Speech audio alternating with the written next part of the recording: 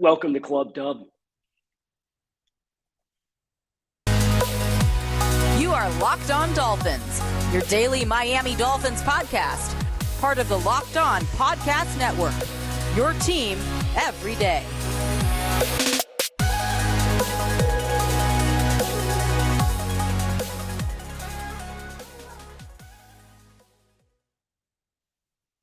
What's going on, Dolphins fans? Kyle Krabs, your host here on Locked On Dolphins. Victory Monday here on the show. Of course, we're running this immediately in the aftermath of the Miami Dolphins' 20-7 victory over the New England Patriots. 4 consecutive wins against Bill Belichick. The Dolphins start the year 1-0. And very excited to dig into the actual tape. But I sat my rear end up in section 332, which is right on the end zone, looking right down, couple rows up. And I watched myself this football game from the stands and hooted and hollered and yelled my rear end off en route to a 20-7 victory. Club Dub. The only reason I don't have a victory cigar is because I'm down here at an Airbnb in South Florida and I'm not home. So, we might have Victory Tuesday and do the victory cigar then. But in the meantime, if you're not watching the YouTube channel, I am going to have the stunner shades on here. It's a little bright in Club Dub. You can hear the echo probably. It's pretty spacious in here. There's some other teams that are going to be joining the Dolphins in week 1, but the New England Patriots aren't going to be amongst them. I'm your host, Kyle Krabs, here on Locked On Dolphins. Welcome to the first true Victory Monday show of the 2022 season. And we vibing here because the Miami Dolphins, entering the Mike McDaniel era, they come out and they win this football game in smothering fashion. And I think smothering is the best way to put it, especially defensively for the Dolphins, where New England, they finished this football game with 271 yards of offense. They had 9 possessions in this football game, 271 yards. The Dolphins getting after Mac Jones, the Dolphins winning time of possession, 32.5 minutes. Time of possession. They had more first down than the New England Patriots. They won the turnover battle 3-0. And, there's a lot of positive to take away from this football game for the Miami Dolphins. And I think the first thing I'll start with is this. Things can get a lot better. And that's one of the things that really stood out to me as this game kind of unfolded. Some minus plays in the run game that sets you off schedule. Tua Tagovailoa himself, statistically speaking, he had a strong day, 23 of 33 for 270 yards, a touchdown, finished with a passer rating of 104.4, was sacked 3 times. But when I watch the game, I'm making these mental notes of pluses and minuses that are happening. And the minus plays in the run game where you have some early penetration. And then from a passing game perspective, Tua missed some throws. He missed some throws when he was off his spot. He's dealing with pressure and he's not able to get downhill towards the line of scrimmage. And he can't get a lot of meat on the throws. So there's some plays for Tua where I want to see him just concede the play earlier, right? Don't wait until you're in the grass to try to throw the ball. But, I'm not going to sit here and nitpick the Miami Dolphins in a 20-7 victory over the New England Patriots, a game that was really, really impressive in a lot of ways. And I know I mentioned the defensive 3 turnovers. How about the opening possession for Miami where, they're feeling it out and New England comes out and I think they spread the field a little bit more than maybe you were anticipating. Well, and then they kind of have you off balance. And then what do? They take a shot to Devontae Parker against Xavier Howard in the end zone. Yikes! Not a good idea because Devontae Parker got exactly as many yards of separation against Xavier Howard as I would have on that play. And the ball's tipped up in the air, and Javon Holland makes this interception, and he runs it back out to the 28-yard line, and it puts Miami in position to get into their opening script. And that really encapsulated a lot. I thought Mac Jones had success throwing the ball against zone coverage as compared to man coverage, and that's to be expected. There's holes in zone coverage. If you have guys that sit down and make themselves available, or if you get to the top of your drop and you're kind of surveying and you have time in the pocket and you have a shallow crosser underneath, That was where they hit Devontae Parker on one play where he forced a tackle and got a little of the extra yards after the catch. A lot of quick rock and throw from Mac Jones to get the ball out of his hands quick. But even the touchdown drive that New England had, they needed a ticky-tack, and I mean ticky-tack, illegal contact call against Xavier Howard on that play when they tried to go up over the top to Devontae Parker again. And I thought that was a little bit of a gift, especially when the Dolphins later in the game had an out route thrown where there's a defender draped all over the Dolphins receiver in the slot running an out route, and they don't call anything on that. I don't know. So I'm the 271 yards, the 7 points that the Patriots scored offensively, 41 of those yards came on one play in the final 5 minutes where they took a shot down the field. They hit a go ball down the left sideline, fit it between Needham and man coverage, and Holland playing middle of the field cover one. So they were in one man. And it's 13-point game. At that point, you need 2 touchdowns. They're backed up. They start the possession on the 5, and they get a pass to Jonnu Smith and get a first down, and then they go up over the top, and they finally hit one. They took 3 or 4 shots down the field outside the numbers, and they only hooked up one of them. So low percentage throws, and at the late in the game like that, if you're going to take low percentage throws, that's what you want as a defense. And I thought Miami, that between the touchdown, the yardage that they needed for the touchdown, I mean, you're talking 70 yards that they got on a contextual play late in the game that I don't really think moves the needle at all. And then what you had. So the question is, how much of this is Miami and how much of this is New England? And the goodness of Miami versus the questionable nature of the New England Patriots in 2020. And I think it's a fair question. And I think you'll probably need a few more weeks to contextualize that and get some level of confidence as far as where the truth falls on the spectrum of how much one way or the other. But the expectation coming into this football game was that it was going to be a little bit of a dogfight. And what was funny is I'm sitting there throughout the first half and I'm mentally preparing myself for what I'm going to talk to you guys about, whether it was Club Dub or not. And Club Dub, and with probably the 2-minute warning in the first half, I'm sitting here thinking, okay, we're going to have a conversation. I'm going to talk to the fans and I'm going to say, hey, don't freak out about offensive production in this football game because there were not a lot of possessions. New England, I thought, early on in the game did a nice job of possessing the football. The Dolphins had 1 possession in the first quarter.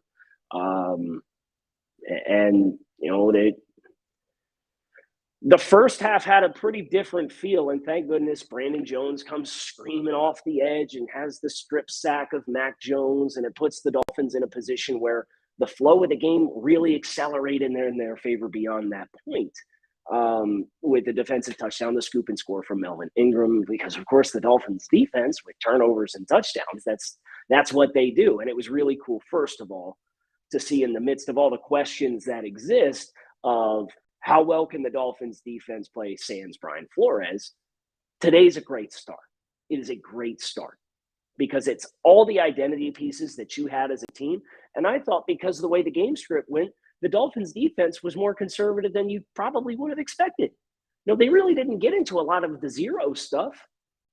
They didn't. There were a couple times where they had checks for it, and then New England has their check for it, and then Miami turns and counters, and they end up pushing and rolling everybody out. It's a lot of pre-snap chess. And I'll be interested next week against the Baltimore Ravens, against a team that really struggled with the Dolphins zero package. Are you going to put the checks in to get out of it if they make adjustments? Or are you going to say, okay, we're going to put the gas pedal down. You're going to have to turn around and acknowledge that, and you're going to have to beat it. And I actually thought New England had more of the zero pressure looks and tried to pressure Miami more. And, Tua made some really nice plays. There were some really nice schemed design plays. Some guys made some plays with the ball in their hands. But again, there were also a couple of those plays where Tua ends up, he's got to give ground, or he doesn't climb the pocket, or he kind of slides, and then some defender detaches. Just throw it in the ground right away or take the sack.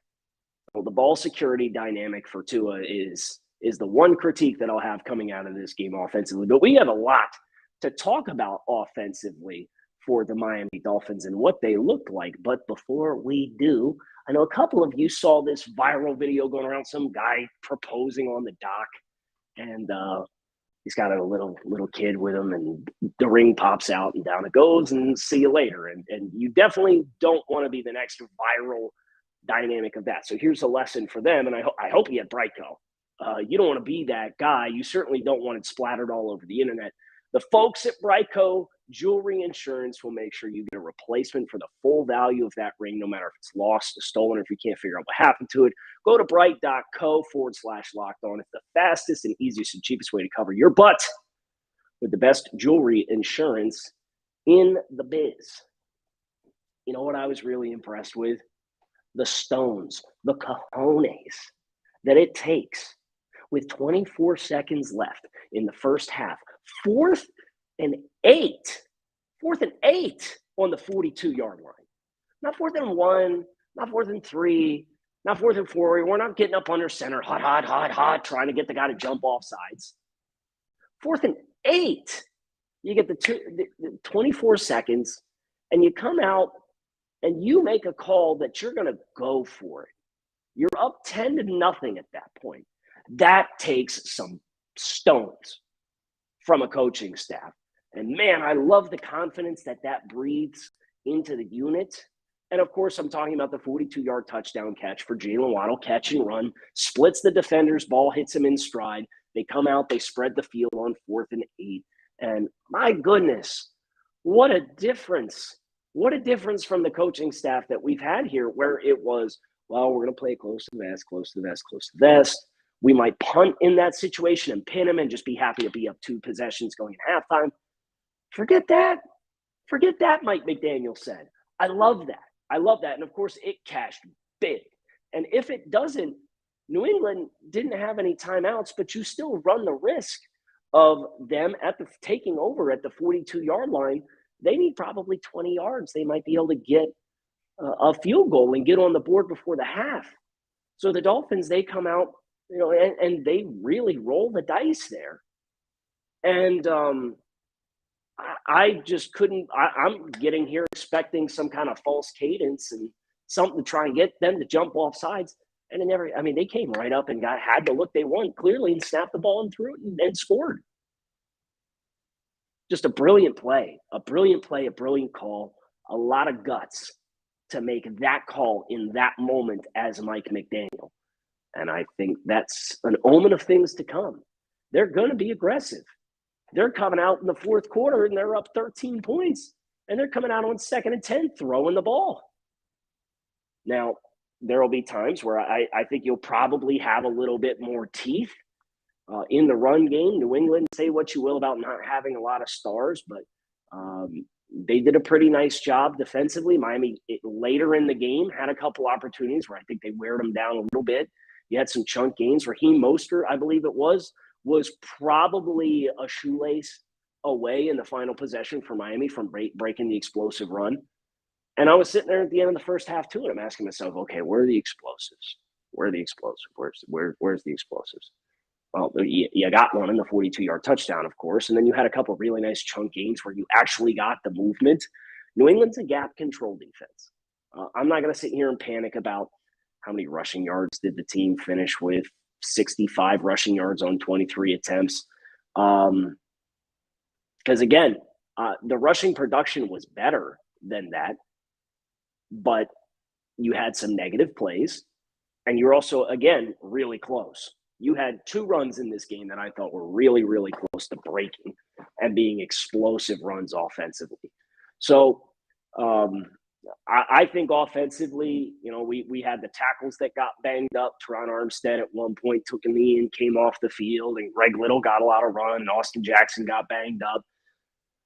And you saw what the Dolphins' answer was. Robert Hunt ended up moving over to right tackle, and Robert Jones came in and played right guard.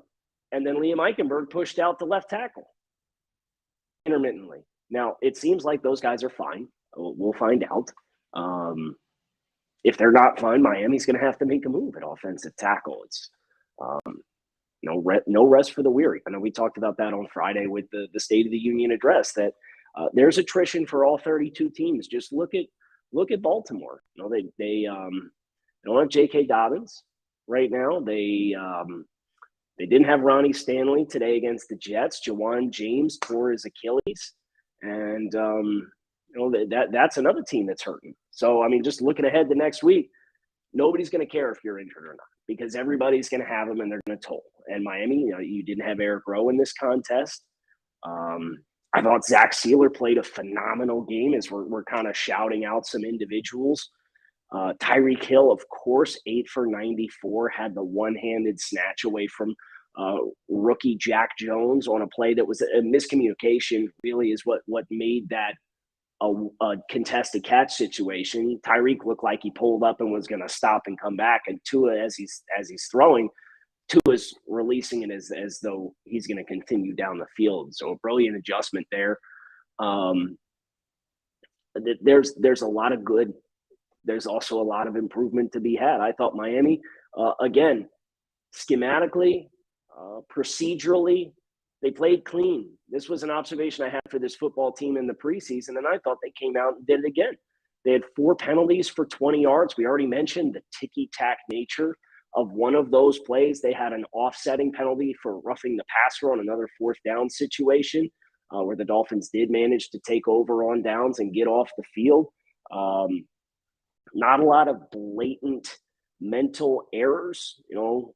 They didn't come out and be lined up incorrectly, which is something we saw how often last year, where guys are like, am I on this side or this side? Am I on the ball, off the ball? None of that kind of stuff. So I think there's a lot of good and consistent good. And then you just think about, okay, let's look at some of these plays that we didn't make and why not? And how easily correctable are they? And they're correctable. They're fairly easily correctable, eliminating some explosive plays where you got early penetration. So the offensive creativity thing was another thing that popped to me as well. The shift, and then the pre-snap motion, and then you also have the orbit motion and these guys in your manufacturing catch and shoot and getting guys in space and setting up athletes in space. And every single one of the Dolphins wide receivers that you would expect based on where their investments in, and Jalen Waddle and Tyreek Hill and Cedric Wilson, they made a couple really nice plays. If I'm going to sit here and nitpick, hey, Cedric Wilson, when you're catching that ball going up the right sideline, stay in bounds and cut back up inside and make sure you get the first down. How about Alec Ingold in this football game too? Played a lot of football. So did Hunter Long. And they seemed as though they had their moments of really creating some security in the run game. I think what's interesting is obviously all the questions that exist with Mike Gesicki. How are we going to use Mike, and what's his role going to be? Well, I think at certain times in this contest, he was a tendency breaker, where you see him on the field and you're expecting one thing, and they find ways to minimize his impact in the push and the run game, but still be able to run the ball when he's out there. I'm so excited, and I hope you guys are too. Never mind the dynamics that exist with a division rival in the New England Patriots and the difficulty of the first 4 weeks of the schedule.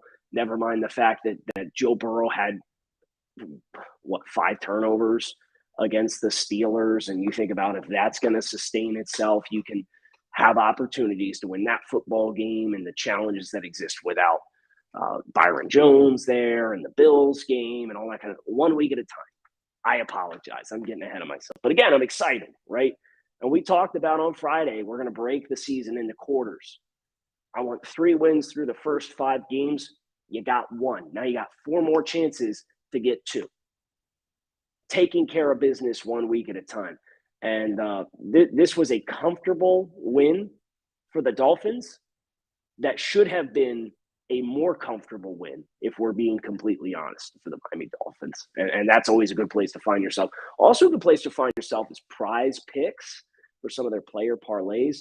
The new way to do daily fantasy. It's fun. Say you want to say, I'm going to take Tua over 240 passing yards. I'm going to take Tyreek over 80 receiving yards. I'm going to take Jalen Waddle over a half a touchdown, and I'm going to take Javon Holland over half an interception. Guess what? your Prize Picks parlay would have won you. You would have won 10x your money on that entry as well. There's no competing against other people. It's you versus the projections available. They have projections for NFL, NBA, MLB, NHL, PGA, college football, men's college basketball, women's college basketball, soccer, WNBA, esports, NASCAR, tennis, MMA, boxing, disc golf, Euro basketball, cricket, and more. Entries can be made in 60 seconds or less. It's that easy, safe, with fast withdrawals, currently operational in over 30 states and Canada. Download the Prize Picks app or go to prizepicks.com to sign up and play daily fantasy sports. First-time users receive a 100% instant deposit match up to $100 using promo code Locked On. So if you put $100 in, they will match it another $100 up to $100. Don't forget to use the promo code Locked On to sign up for an instant deposit match of up to $100.